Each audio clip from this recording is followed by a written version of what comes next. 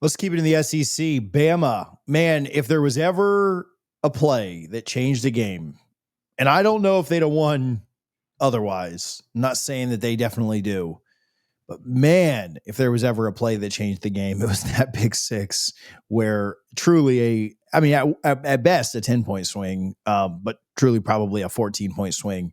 And then Bama was Bama for the rest of the game. In Tennessee, though they did score again, everybody knew it was over at that point. Cole? What I thought was so impressive about Alabama is even on a night where it wasn't perfect, even on a night where they were outgained by Tennessee, Tennessee had more first downs. They they had barely lost the time of possession. They had more rushing yards. They had a running back that was healthier than anyone on their backfield. They were as talented on third down, and they went 4 or 5 on fourth down conversions. Alabama still won by 17 points. And I think that it just shows you that this is a team that, even when it doesn't have its fastball, can turn to a secondary pitch, and all it takes is 1 or 2 plays to get momentum back on their sideline. Like, after the safety against Joey Aguilar, where he tried to throw it out of bounds, but it was basically intentional grounding call. Mm-hmm. That's where it felt like Alabama had regained the control. And then the Xavier Brown interception for 99 yards. I think everyone in the state of the city of Tuscaloosa just took a giant exhale and said, "We got this thing locked on up." Again, this wasn't a great game plan by Alabama's offense. Your leading rusher was Jeremy Bernard, your wide receiver. You did not have a running back average more than 3.2 yards a play. Ty Simpson only had 2 passing touchdowns, and it really was far and away one of his more underwhelming performances, 19 of 29. But it didn't matter because they won with what was handed to them. I mean, 8 guys caught a pass last night. 2 guys had 30 plus yard catches downfield. You got Latsier Brooks involved. You got Rico Scott involved. Isaiah Horton was barely an asset in this game, and it didn't really matter because of once you got into territory to be able to strike, that was all you needed. Horton got a touchdown. Rico Scott got a touchdown. And then you trusted your defense to bail you out of trouble against a Tennessee team that had one of the best scoring offenses in the country, and just ill-advised snaps from Tennessee's offense gave momentum in favor of Alabama. And they took it, they ran with it, and you came away impressed that even when your offense isn't able to be the backbone, didn't really matter because you want to what? You have something else that can kind of propel you to a win, and a convincing win, and a covering win. And the only thing that pissed me off is that Alabama did not allow Tennessee to score for the over to hit because it was right on the freaking line, and I would have won a 3-way parlay last night. It would have been great. But regardless, it just shows you that Alabama, that team that we saw in week 1, that was ill-prepared, that had multiple issues against high-tempo scoring offenses, that still is going to give up yards after contact when it comes to the run. Because remember, this was a team that still averaged 4.3 yards a play. They scored on the big 44-yard touchdown run by Deshaun Bishop. They allowed 2 running backs to average nearly 8.6 yards an attempt. They still have an ability to win in areas that makes quarterbacks uncomfortable, gets the ball back to their offense, and does just enough to skate on by. From Tennessee's standpoint, and this is where the optimism, glass half full, Cole Thompson comes involved, and I hate when I be this guy. I didn't really learn anything new about Tennessee other than the things that were going to hurt you that we knew about going into the season, like Joey Aguilar having been known for throwing interceptions, came back to hurt you. That was really it. You outrushed Alabama. You finished with more yards than Alabama. You were better on fourth down than Alabama. You still were able to find the end zone on 3 different occasions. You got 2 big-time passes off of 15 yards downfield. Joey Aguilar had a bad pick at the wrong time. But overall, you control your own destiny.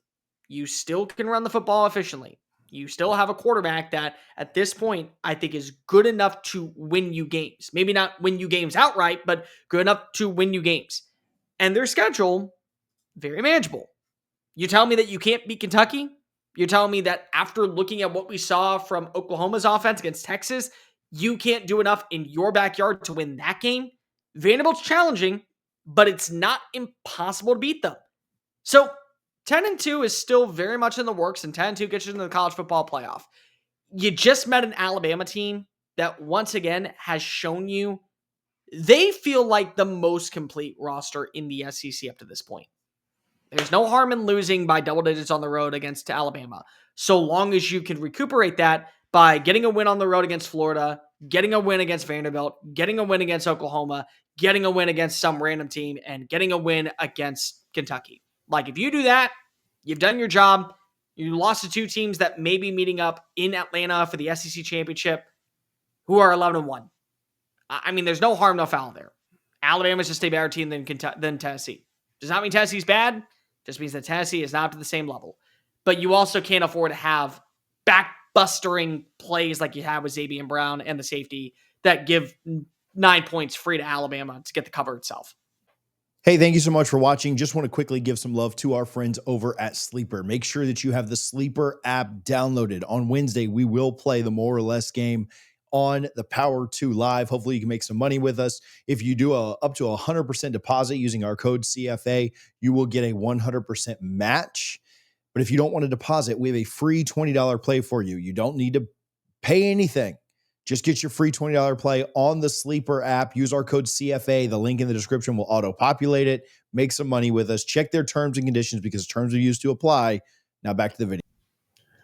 I think the rest of the way for Tennessee is actually a little bit more challenging than you do, Cole. I don't think the Kentucky game, like, granted, I'm not losing sleep over that.